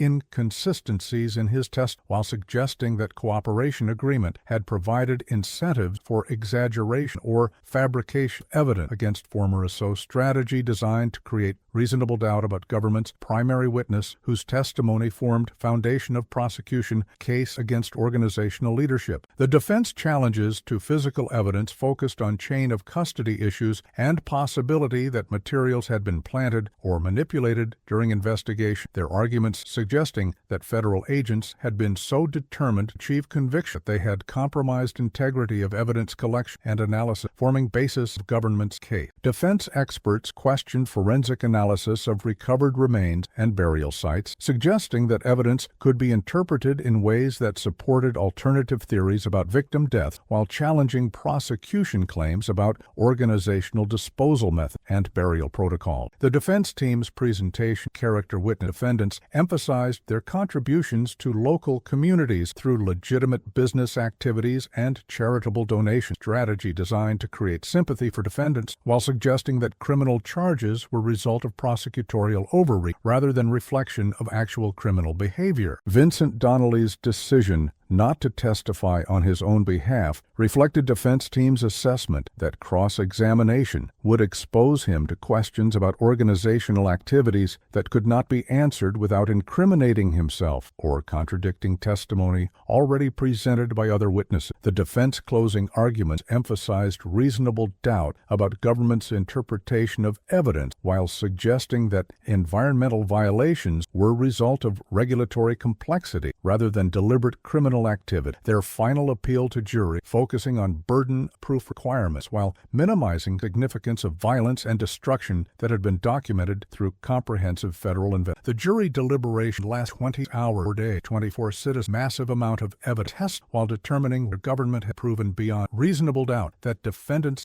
a criminal terrorized northern Maine for more than 15 years, systematic, violent, and environmental. The verdicts were announced on May 18, 2005, with guilty finding all major charges against Vincent Donnelly, Robert Morris, and 16 other organization members, while several lower-level associates received convictions on lesser, reflecting their more limited participation in criminal activities directed by organizational leadership. Vincent Donnelly's conviction on 14 murder charges and numerous racketeering and environmental crime counts resulted in 8 consecutive life sentences without possibility of parole, ensuring that 73-year-old crime boss would die in federal prison while his empire of violence and environmental destruction was finally dismantled through legal processes that had taken more than 5 years to overcome institutional resistance and criminal intimidation. Robert Morrison received life sentence for his role as corrupt government official whose participation in murder conspiracy and cover-up activities had enabled criminal organization to operate with virtual impunity while destroying protected environmental resources worth hundreds of millions of dollars in natural. Tommy Donnelly received 30-year sentence under his cooperation agreement, his reduced punishment reflecting value of testimony that had been essential for exposing criminal organization while providing justice for victims whose deaths had been concealed systematic cover-up activity. The sentences represented not just individual accountability for specific crimes, but also restoration of faith in justice systems that had been compromised by corruption and intimidation, sending clear message to other criminal organizations that law enforcement agencies could overcome internal obstacles when dedicated investigators and federal prosecutors refused to abandon pursuit of truth and accountability regardless of institutional pressure or personal risk. The financial assets of Donnelly organization, totaling more than $25 million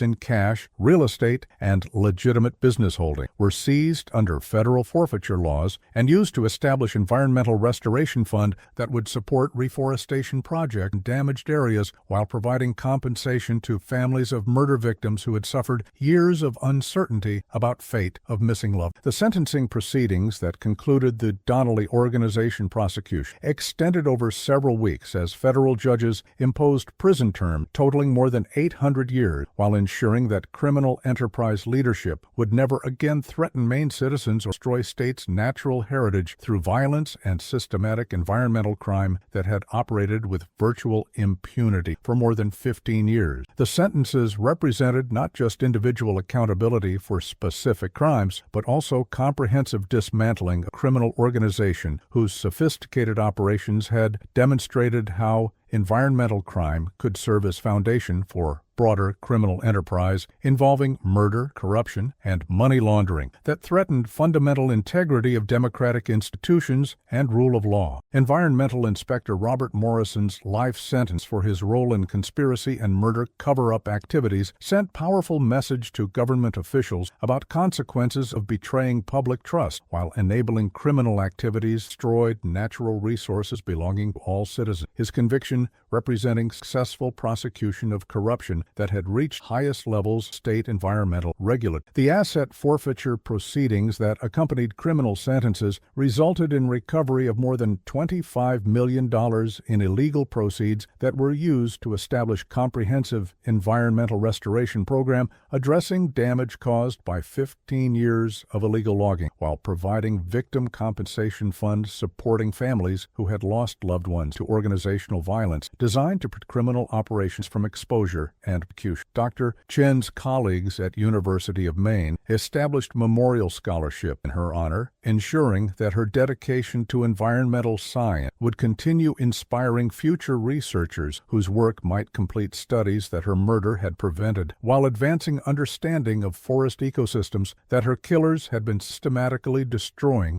The scholarship program specifically supported graduate students conducting research in northern Maine forests, their work continuing mission that Dr. Chen had been pursuing when her investigation of illegal activities led to her elimination by criminal organization that viewed scientific knowledge as threat to continued profitability of environmental destruction. Detective Matthews received commendation from Maine State Police leadership and federal authority, recognizing her persistence and dedication in pursuing investigation despite institutional resistance and evidence tampering that had been designed to protect criminal organization from discovery. Her refusal to abandon case serving as inspiration for other facing similar challenges in overcoming corruption and pursuing justice against powerful criminal enterprise. The detective's experience investigating Donnelly organization became foundation for training programs designed to help law enforcement agencies recognize signs of environmental crime and organizational corruption while developing strategy for overcoming institutional obstacles that might prevent effective investigation and prosecution of sophisticated criminal enterprise operating through legitimate business. Agent Torres received promotion to supervise federal environmental crime investigation throughout northeastern United States. His success in dismantling Donnelly organization, demonstrating effectiveness, comprehensive federal approach combining financial analysis, electronic surveillance, and witness cooperation to overcome sophisticated criminal enterprises that had corrupted local institutions while operating across jurisdictional boundaries. The agent's experience with environmental crime prosecution became model for federal investigations in other regions where organized criminal enterprises had exploited natural resources while corrupting regulatory agencies and eliminating witnesses who posed threats to illegal operations generated enormous profit through destruction of irreplaceable environmental heritage. The case files from Donnelly investigation filled more than 500 boxes in federal archives, creating comprehensive record of how environmental crime could serve as foundation for broader criminal enterprise, while documenting investigative techniques and prosecution strategies that had ultimately brought criminal organization to justice despite years of institutional resistance and systematic cover-up activity. The archived material became essential reference to federal prosecutors and investigators working on similar cases throughout the United States, their detailed documentation providing practical guidance for overcoming challenges associated with environmental crime prosecution while demonstrating importance of federal coordination and resource for defeating sophisticated criminal organizations that operated beyond capabilities of local law enforcement. Dr. Chen's research notes, photographs recovered from her burial and preserved through federal forensic analysis, were eventually completed by university colleagues who used her methodological approach to document full extent of environmental damage caused by illegal logging operations while providing scientific foundation for restoration that would require decades to repair ecosystems that had been destroyed for criminal profit. The completed research became landmark study demonstrating economic and environmental costs of organized environmental crime while providing policy recommendations for preventing similar criminal enterprises from exploiting regulatory weaknesses and institutional corruption to destroy natural resources that belong to all citizens. The publication of Dr. Chen's posthumous research ensured that her scientific contributions would continue influencing environmental protection efforts while serving as memorial to young researchers whose dedication to truth and environmental protection cost her life, but ultimately led to justice and accountability for those responsible for her murder and systematic destruction of Maine's natural heritage. The long-term impact of Donnelly case extended far beyond Maine's borders, influencing federal policies regarding environmental crime investigation while establishing new protocols for detecting and combating organized criminal enterprise, exploited natural resource corruption of regulatory agencies, and systematic elimination of witnesses who threaten illegal operation. The Maine Department of Environmental Protection implemented comprehensive reforms designed to prevent corruption of inspection and regulatory process. Their new oversight mechanisms, including federal coordination requirements and independent monitoring that would make future criminal enterprises unable to achieve virtual immunity from prosecution, bribery, intimidation, single official. The case became landmark study in criminal justice and environmental law programs throughout country, demonstrating how sophisticated criminal organizations could manipulate entire systems of regulatory oversight, while showing that dedicated investors could overcome institutional obstacles when supported by federal resources and unwavering commitment to justice regardless of political consequences or institutional resistance. The Donnelly prosecution established legal precedents for environmental crime cases while demonstrating effectiveness of racketeering statutes for prosecuting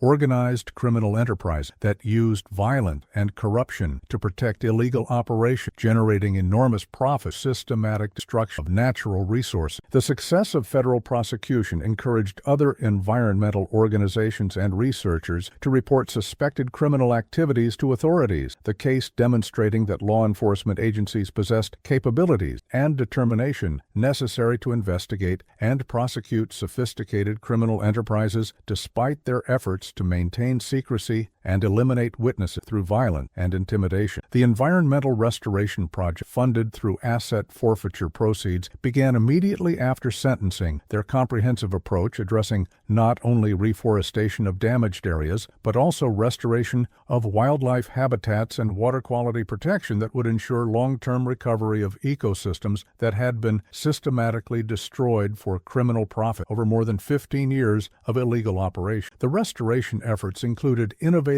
techniques for accelerating forest recovery while incorporating lessons learned from Dr. Chen's research about old-growth ecosystem characteristics that would guide replanting and management strategies designed to recreate natural heritage that had been lost through criminal environmental destruction. The personal impact of case resolution on victim families reflected both satisfaction of achieving justice and recognition some losses could never be fully recovered despite successful prosecution punishment of those responsible for criminal activities that had destroyed live natural sources over more than 15 years. Dr. Chen's parents, who had immigrated to the United States seeking opportunities for their daughter to pursue scientific career, contributing to environmental protection and human knowledge, attended sentencing proceedings where they expressed gratitude for investigators who had refused to abandon pursuit of truth, while acknowledging that their daughter's murder had permanently changed their understanding of risk associated with scientific research that challenged powerful interests protecting illegal activities through violence and corruption. The family's establishment of Memorial Foundation supporting environmental research and protection reflected their determination to ensure that their daughter's dedication to science and environmental stewardship continue inspiring future generations of researchers whose work might face similar challenges, criminal enterprise seeking to exploit natural resources without regard for legal constraints or environmental consequences. Detective Matthew Tyrement from Maine State's recognition that her fundamentally changed understanding how organized crime could operate in rural areas while corrupting institutions citizens depended for protection, resource, and public safety. Her persistence and dedication serving example future investigators who might face similar challenges in pursuing justice against powerful criminals. The detective's decision to continue working as a consultant in environmental crime reflected her ongoing commitment to ensuring that lessons learned from Donnelly investigation would benefit other law enforcement agents facing similar challenges in overcoming institutional corruption and investigating sophisticated criminal organizations that exploited regulatory weaknesses while eliminating witnesses through systematic violence. The families of other murder victims expressed mixed emotions about case resolution. Their satisfaction with achieving justice tempered by recognition that their loved one's death could have been prevented if institutional corruption had not enabled criminal organizations to operate with virtual impunity for years before federal federal investigation finally exposed their activities and brought them to justice. The comprehensive nature case resolution, including recovery of remains and detailed explanation of murder circumstances, provided closure that had been denied for years through systematic cover-up activity. But families acknowledged that success not store had been permanently destroyed. Organizational violence designed to protect illegal from environmental. The legacy of Donnelly case continued influencing environmental protection and criminal justice policies throughout northeastern United States. The comprehensive prosecution, serving as model for federal coordination and resource allocation, needed to defeat sophisticated criminal enterprise while demonstrating that organized environmental crime represented serious threat to natural heritage and democratic institutions that required sustained law enforcement attention and prosecution, commitment regardless of institutional challenges, obstacles that might protect criminal organizations from accountability for their systematic destruction of resources and elimination of witnesses who threatened their continued illegal operation.